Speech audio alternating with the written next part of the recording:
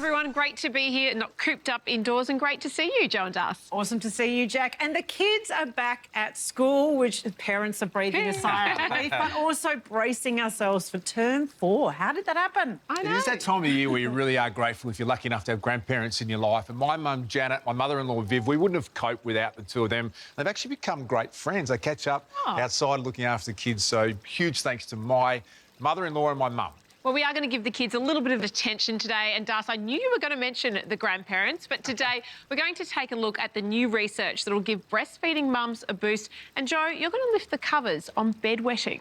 It is one of the most distressing parts of growing up, so I get the expert lowdown on the causes and ways to cope. Plus, bring in the lovable labs, you know, we love them. We meet the guide dogs who are training with some special teams. And, Jo, it's Minecraft Mania, how that popular game is helping build healthy communities in our classrooms. And one of the things that drove me crazy, particularly when my kids were really little, is when you go to the supermarket and right there are all the sweet treats and the pester power from your kids. Oh, absolutely. They have that right at eye height for our kids. And, of course, these lollies are so colourful with enticing and fun cartoon characters. And it's always at the end of the shopping trip when you are completely without patience and resistance to say no does not exist. Got some good news on that front, though, Jo and Jack. Woolworths have removed confectionery from the checkout aisles nationally, which is a really positive thing. So those colourful treats and chocolates that get our eyes on the way out, particularly for the kids, have been replaced with healthy crackers and muesli bars, which is a really good thing. I'm glad to hear it, and I fully support it. I think it's hard enough to keep the sugar out of the diet of your children.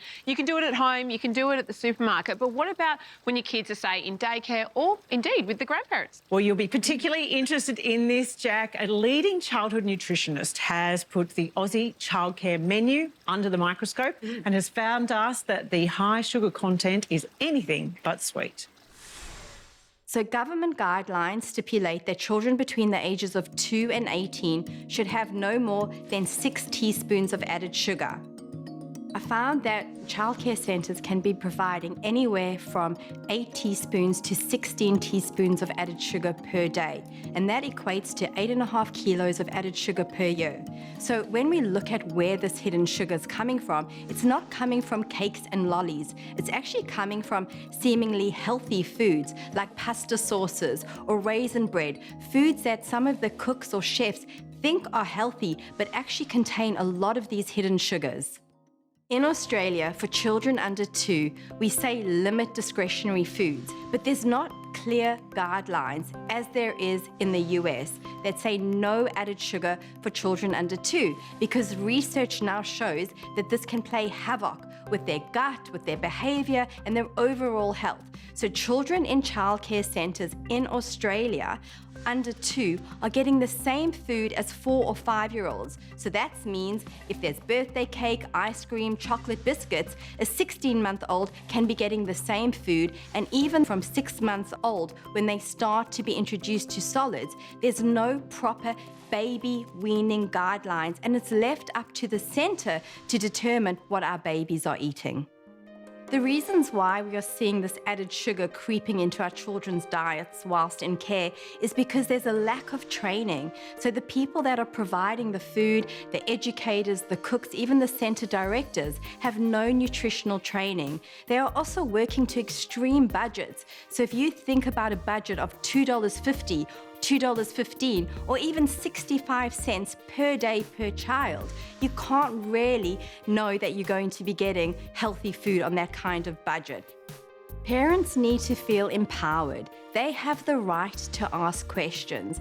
So ask your childcare centre, are the foods being made from scratch? Is there a trained dietitian or nutritionist who is looking over the recipes and approving the foods and the type of ingredients that are being used? Make sure that the menu that's on display is the same food that your children are being fed. And if you've got a child with food allergies, make sure that your child's not just receiving repetitive meals like sandwiches day in and day out. They also deserve to have a robust meal with lots of variations. children spend more time eating in childcare than they do anything else. So at these times, there's a lot of opportunity to teach these children how to enjoy healthy and nourishing foods. But in order to do this, we need more training, as well as working with families who may come from different socioeconomic backgrounds or different cultures, so that we can all be on the same page and understand what it is that our children deserve to eat.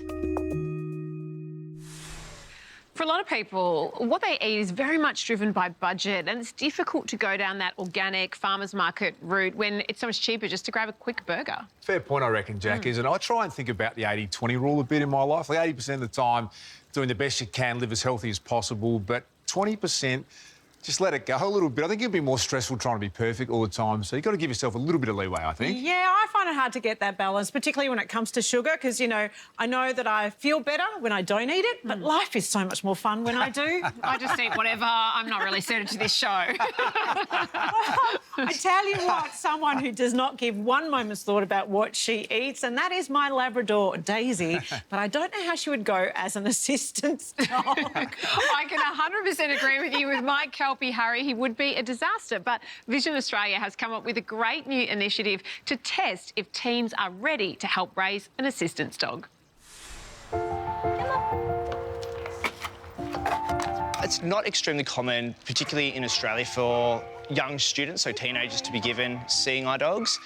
I suppose a lot of it has to do with past perception about, you know, somebody being fully aware and being able to fully take care of the dog and the responsibilities around being with a dog inside a school environment. But this program challenges that idea. So we've got a laneway here. The dogs don't always stop for the laneway, they do stop for roads. These students are among the first to participate in a new 12-month curriculum offered by Vision Australia, We're going to keep going forward here all the way. providing teens with a taste of the benefits and responsibilities of life with a canine companion. Beautiful.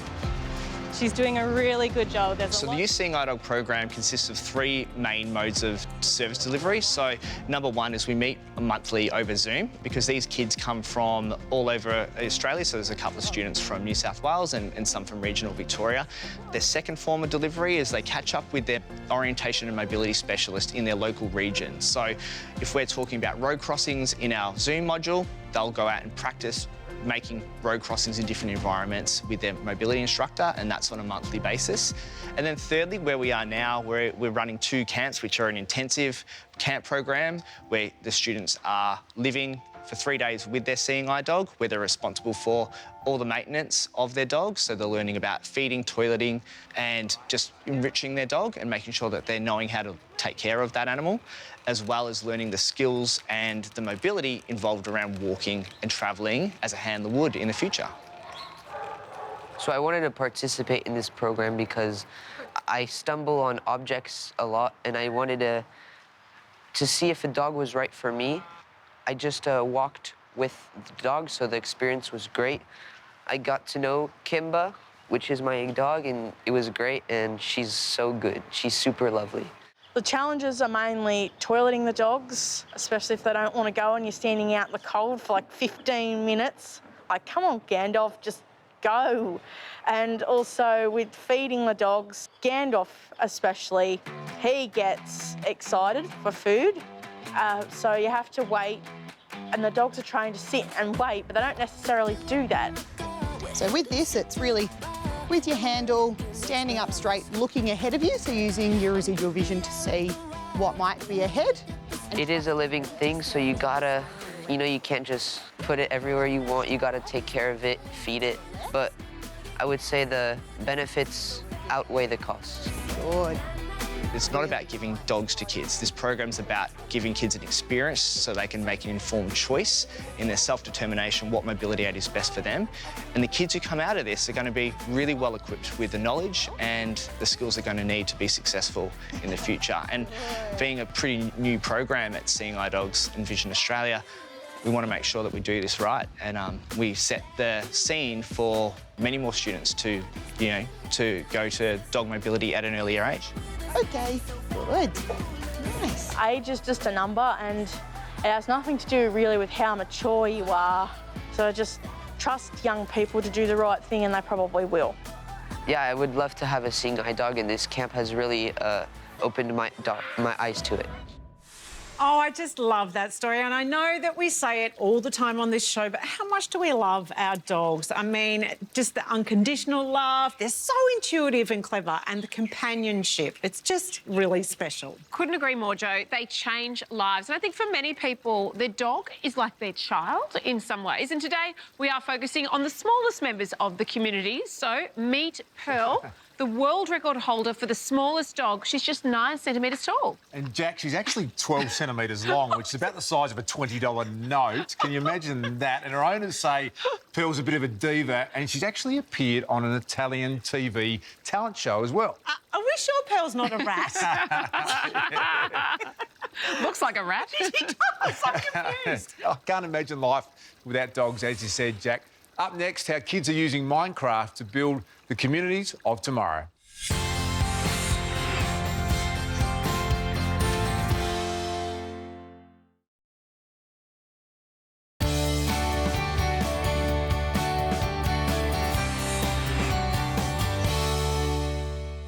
Well, Darcy, you are our House of Wellness giant at 6 foot something. And I understand that your son, Sam, is even taller. Well, that is intimidating, Joe. I'm about 197 centimetres, I think. I may be going the other way, but he's 209 or something ridiculous. So it's a bit like you looking up at me. That's how I look up at him, and I find it really a bit confronting, to be honest with you. Well, imagine how the rest of us feel. In the normal part of the world. I was going to say, I've spent my entire life looking up to people, and I think it's particularly unnerving when they're teenagers as well. Well, Jack, we need to get some higher heels, We actually, do. because We do. the latest data shows that actually Aussie kids are in the middle of a growth spurt. The average 5-year-old boy is 3.2 centimetres taller than his 1990 counterpart, and for girls it's 2.5 centimetres taller. It makes me wonder if we're alive in 70 years' time, are people going to be like avatars and The land of the giant. growing through the roof? And Australia is actually one of the tallest nations in the world, and a lot of it comes down, people think, to our great nutrition here in Australia. Our kids are amazing, you know, they are taller, I think they are more emotionally connected, they are so much more passionate about the environment, sustainability. I'm so proud of our kids. I think they're incredible. Love that for you. And they are superhuman, these kids, and they're being helped along by some recent revolutions, including in the classroom, where kids are using Minecraft to help build the communities of the future.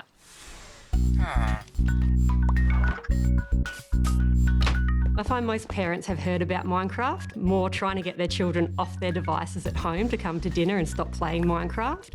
So they have a certain view of what it might be. And I like to explain it to parents that it's like a piece of paper. On a piece of paper, you can scribble, play games, or you can make a fantastic piece of poetry or a creative work of art. And Minecraft's the same. When students go into the world, it's a blank slate for creation. They have all the tools they need to build either houses, tree houses, or communities, or they could use it to play at home and be battling each other and destroying things. With so many possibilities, it's no wonder Minecraft has remained one of the most popular video games amongst kids aged 9 to 12 for over a decade. But a new program launched in Victorian primary schools is using this virtual sandbox to teach kids vital lessons about the real world. So researchers from the Faculty of Education at Monash University have come together with Vic Health in order to create a project called Kids Building Future Healthy in Minecraft. And we've done that essentially to invite all Victorian children aged 9 to 12 to answer a really big question, which is how can we design communities that will support health? While the program is now open to all Victorian students in grades 3 to 6, the kids at Watsonia Primary School were lucky enough to participate in a trial version earlier this year. First time I mentioned Minecraft to the kids, they were excited because they have all experienced it firsthand or had friends who have played it. And from the start, I had kids who weren't quite engaged in traditional ways of teaching, just loving being in a world together with their friends and really becoming leaders talking about their learning. So when the kids sign up to participate in the project, they go out in their real world, not the Minecraft world, and they take pictures and they identify things in their community that might support health, such as an inclusive sports club, and also things that might inhibit health. Once they've done that, they can move into the Minecraft virtual world that we've designed, the future healthy world, and that's the point where they engage in some fun challenges and some quests that are supporting them in learning about health and what determines it and impacts it within their local community. So they'll use the blocks to create a space that will promote health and in particular being active, eating well and feeling socially connected. My group identified that a pool and a park and a fruit shop would be a good idea. There isn't many places to be active and not many ovals and sports places. So we thought that maybe we could add more. What the kids can do at the end of the project that they couldn't necessarily do at the start is firstly more clearly articulate health and acknowledge that it's a really complex thing. Sometimes health can be reduced to this notion of choice, yeah? I choose to be active, I choose to eat well, I choose to be socially connected. But it's much more complex than that. Using Minecraft to look at these issues has been so much more impactful than doing this away from the digital devices. Because the students, when they're working in teams, they are engaged, and engaging children is the hardest thing to do in the classroom. They're really thinking carefully about what is health, what do I do already to be healthy, and what can the community provide to make that easier for people. Because when something's easier, people do it. What's really exciting about this project is that Vic Health have committed to taking some of the most innovative ideas that the kids have developed in Minecraft and sharing them with change makers, people in power who can actually put some of those ideas into practice, so local government, for example. We as adults bring a host of expertise, health, policy, education, but the kids are the experts of their own lives. So if we want to build communities that they are motivated to be healthy within, then it's a good idea to talk to them about it.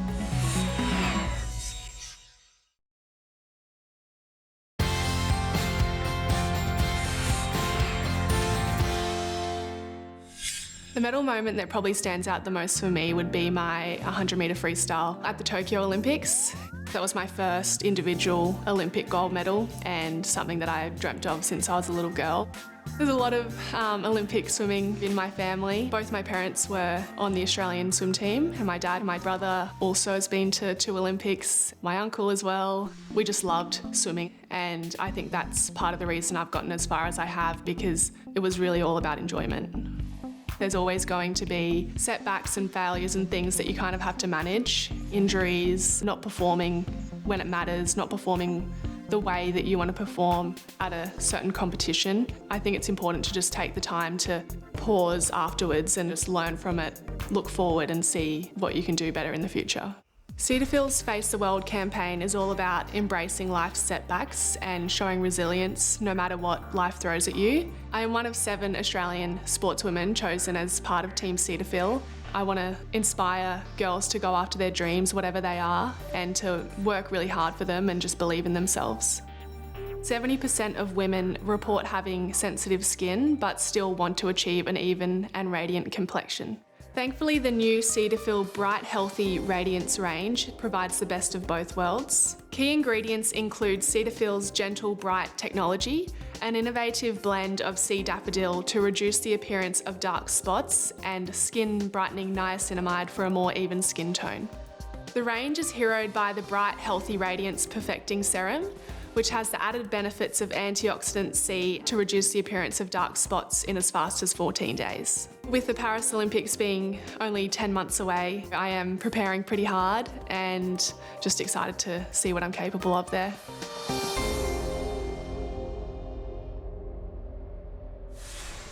Australian swimming superstar Emma McKeon there on how to best protect our skin. And one thing we really don't want on our skin is shingles, and it's on the rise, Jo. It is a reactivation of the chickenpox virus, Jack, and it can occur at any age, although the older you are when you get it, the more severe it is. And if you have had shingles, you'll know that it can be really nasty. I have had shingles, actually, Jo, a couple of times, and it's happened to me right at the end of a really busy time. So AFL Grand Final day, you work really hard, go on holiday the next day. I remember waking up once and thinking, I've been bitten by bed bugs. My back was on fire and worked out pretty quickly. It was shingles, so it is treatable. And in fact, for people over 65 or those at risk, there is a free vaccination available for shingles. That's right. You can talk to your pharmacist or GP about it, and the free shingles vaccine is available from November 1. Well, from protecting our seniors to helping our kids just breathe and be zen. I love this. Let's meet the tiny tots who are learning the baby cobra as babies. Can you give your hands a big wave for me? Big, big wave. Shake it all out. Shake, shake, shake, shake, shake, shake. You cannot give adult yoga to children.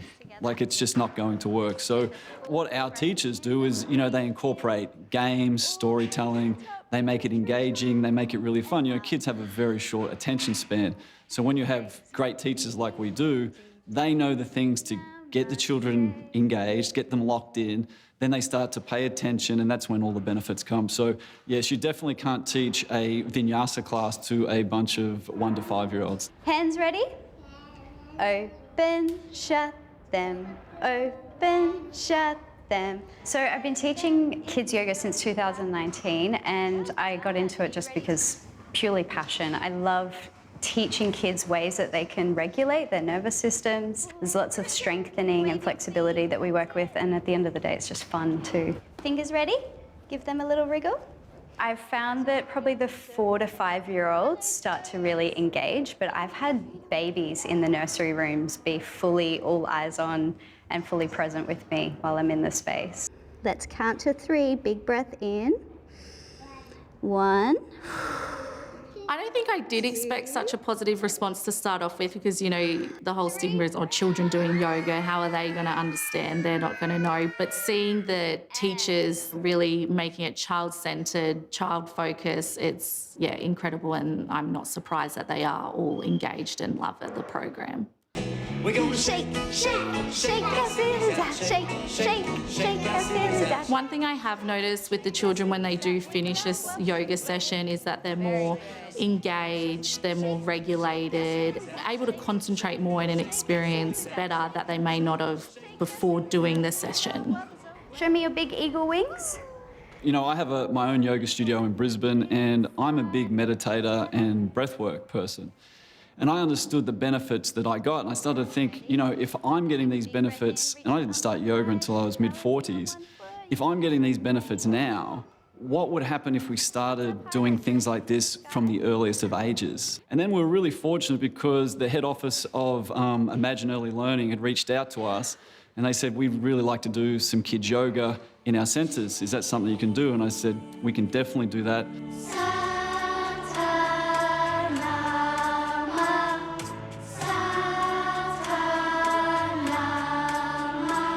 We've always had really good feedback, and I think one of the things is my kids come home calmer and they come home more confident.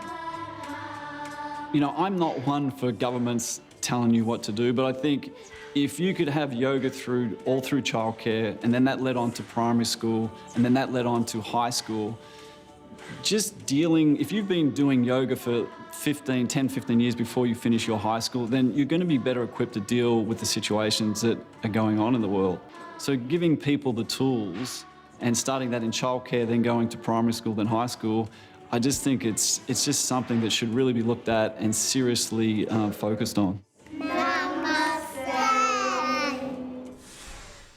It's true, kids today are so overstimulated. Think about their screen time and then they're running to this lesson or this sport. It just never stops. Oh, and we live in such a busy, chaotic, noisy world. When do kids ever get the opportunity to just be still and silent? Well, Jo, there's growing research being done how too much noise versus silence actually helps develop our kids' minds, particularly when it comes to things like their reading capacity and skills. Well, do you know what? My Willow learned how to meditate, learned mindfulness when she was about 9, and now that she's 14, the difference that skill makes to her, not just about her teen worries, but even being able to sit and study, it's making such a difference for her. Oh, I need to get my kids to adopt that. But after the break, the new breast milk study that's giving mums and bubs a boost. And we hear from the experts on how to tackle bedwetting after this.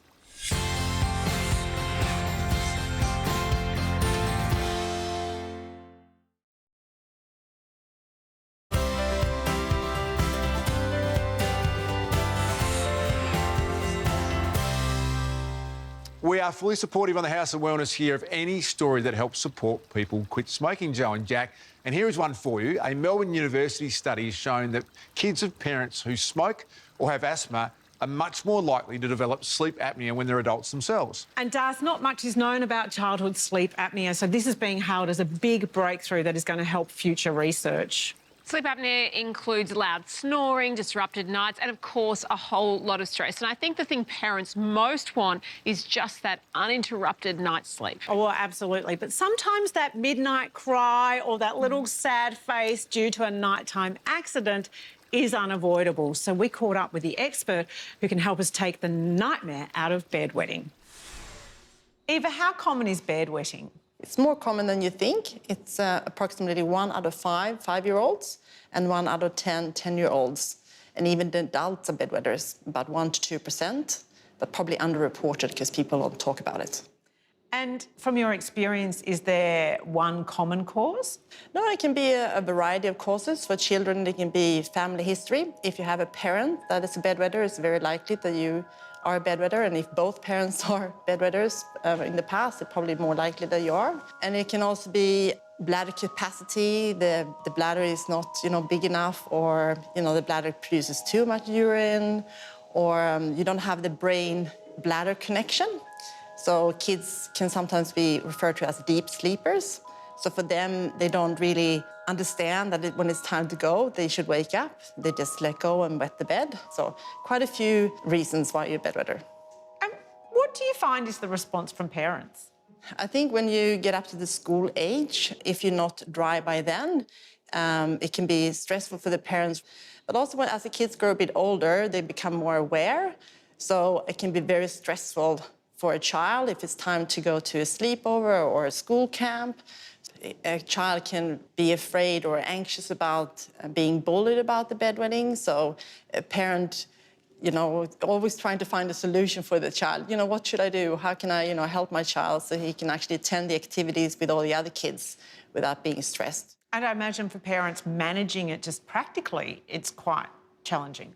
Yes, because it can mean lots of washing and lots of laundry. So waking up in the middle of the night and you have wet sheets, wet dunas, and you might have to change sheets and so forth, and it can take lots of time. So yeah, I do get questions from parents about that all the time. Is there an age that is considered too old to be wetting the bed? No, it's not. So it can go up to the teenage year and even older for some people. I think age of 7, it's probably a time where you start to think about what the options are to help and treat the child because they haven't grown out of it, to help them along the way. What kind of treatment options are available then? The first line of treatment is bedwetting alarms. And that is actually to help the child train on the connection between, brain and bladder. Usually recommended for around the age of 6, 7. So when an accident occurs, it sets off the alarm. The child understands that they are wet by the alarm waking them up. And then the parents should then help the child to, go to the toilet so they start to get an understanding of the routine.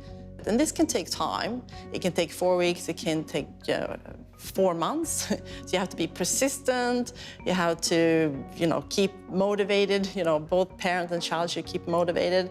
And it's to understand that when you have a full bladder, it's time to actually wake up. And eventually that leads to a dry bed.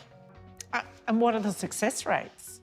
A study from the Royal Melbourne's Hospital here says 80% success rate of doing a bedwetting alarm training. So it's considered quite a successful treatment. So is it the case that it's just something you grow out of? You can grow out of it, but you shouldn't wait too long before you have a look at it. And if you are worried, you should actually seek help from a healthcare professional. What is the best way for parents to speak with their children about this? I think it's very important to be open and not speak from the angle of shame or blame them or being angry. This is not their fault. It's nobody's fault. Work with the child, have good nighttime routines. If you work with a bedwetting alarm, incorporate the child into the process. What does it mean to use a bedwetting alarm so they feel part of it? It's part of the process so they work together as a team. So openness and understanding and encouragement.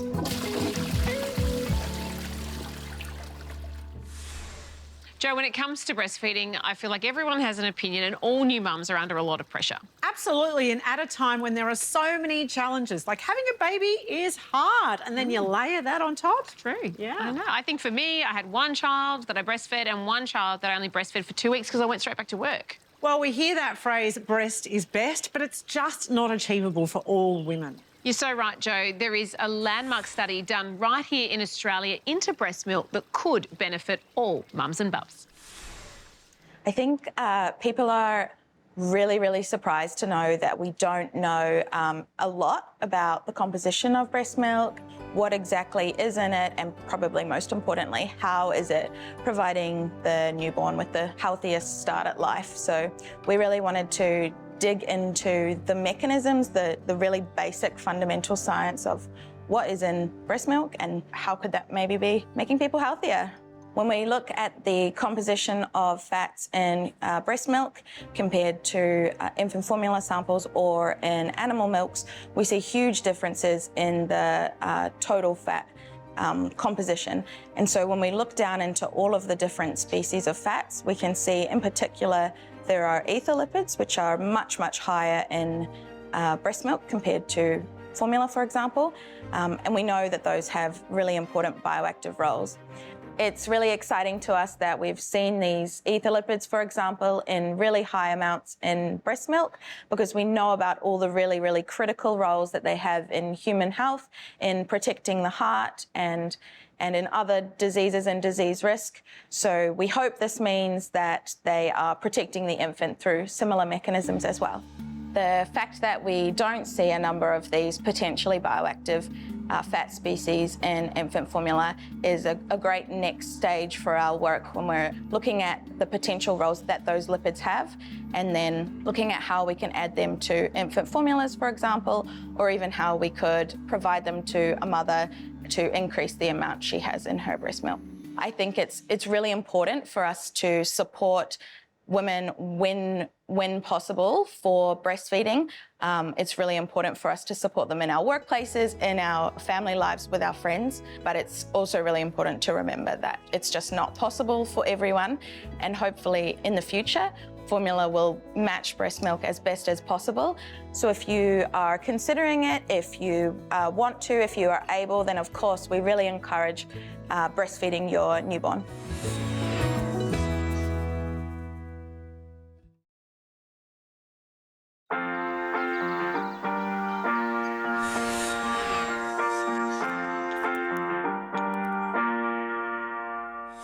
My health has always been so important to me, but only since becoming a mum and having to think about my children's health as well, have I really started to look at the importance of the gut microbiome. The gut microbiome is like a bustling ecosystem that lives inside of all of us, and it's comprised of a diverse community of trillions of bacteria, viruses and fungi. It's even bigger than the average human brain, and when all the microbiome's elements are kept in balance, it can support our health in many wonderful ways. This includes the digestion, production and absorption of nutrients, plus supporting our metabolism, immune and nervous systems, and therefore our overall well-being.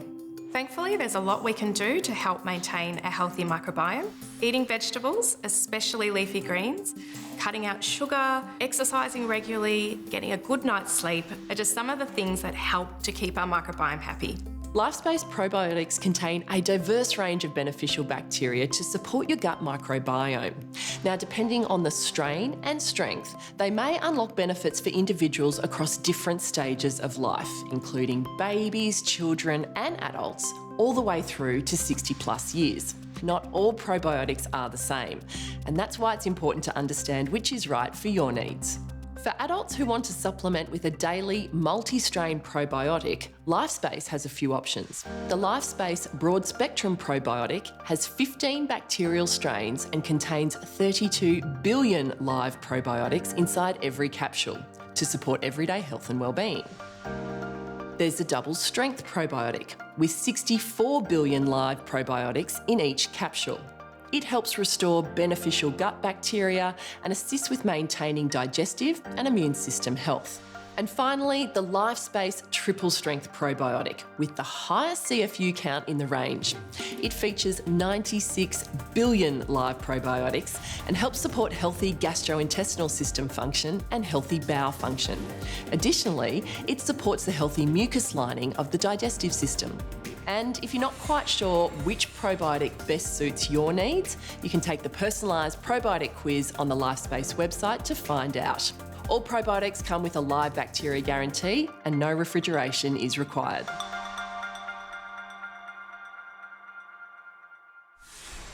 Thanks to Olympic swim champion Giaan Rooney there. Still on what we put in our guts, you know, I love it, Darcy.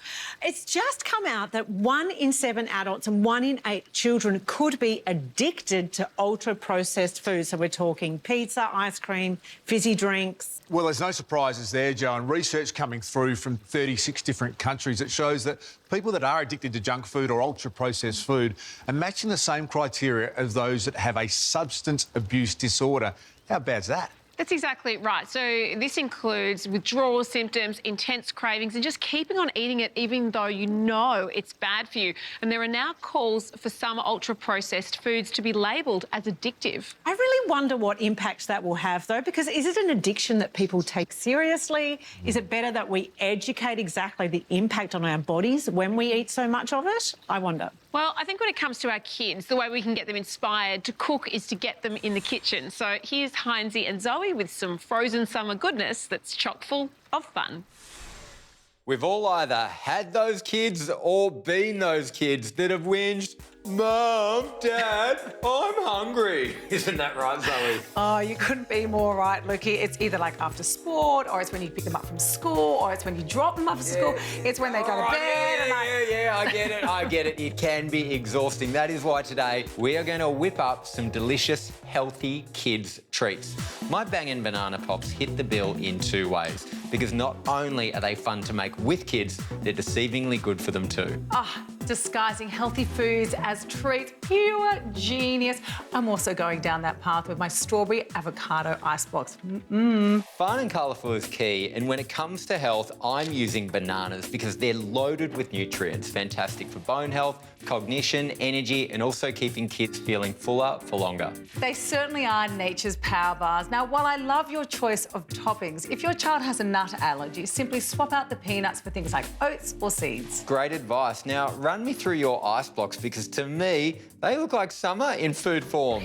Well, the hero ingredient is definitely avocado. It's the sugar-free choice for delivering healthy fats, folate, iron, vitamin C, fibre. It's the superfood for all kids, regardless of age. Start them off young, I say, and although I'm not a dad yet, I know a little bit about the food world, and using ingredients like honey and cinnamon is a great way to add flavour for fussy little eaters. Absolutely. Raising kids is hard enough, but we're all about making things easy without compromising on essentials needed for their development and growth. Yeah, we get it. But what about me? The time that I wanted my banana pops? Yeah, definitely a big kid. Yeah, that one, yep.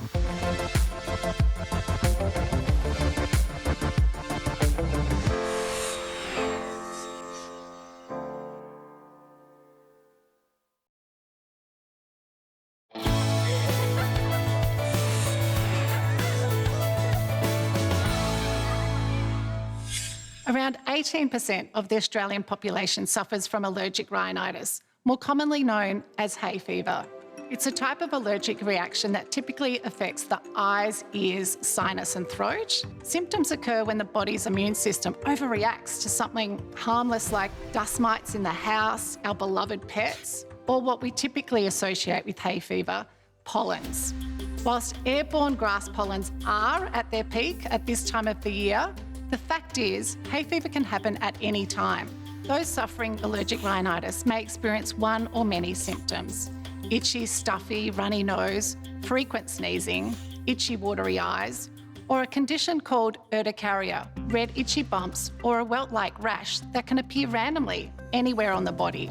Whichever way you experience it, there's no arguing. Hay fever can be debilitating, impacting our sleep, concentration, and feelings about our physical appearance. Identifying and avoiding hay fever allergens is an important part of managing it. But thankfully, we can also turn to a once-daily solution that's non-drowsy, fast-acting and that provides round-the-clock relief.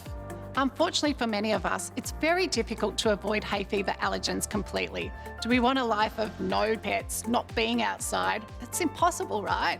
So make sure you speak to your healthcare practitioner so you can get through the year, especially springtime, sneeze-free.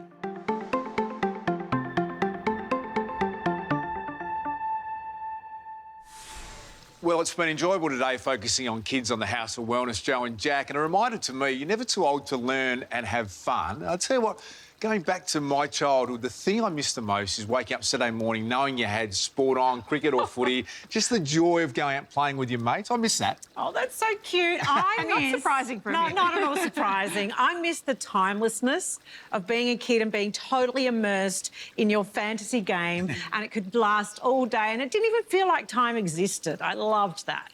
I miss no responsibilities, doing whatever you want, having fun, eating what you like. It was a happier Those time. are the days. It was, wasn't it? Well, that's what we've got time for today on the House of Wellness. Tune in to Gerald Quigley and Luke Hines on House of Wellness Radio this Sunday. And don't miss our latest wellness lift out with a focus on body and mind. Nice to be with you, Jacqui, Felgate and Joe Stanley. Thanks as always to our great friends at Chemist Warehouse. We'll see you next time.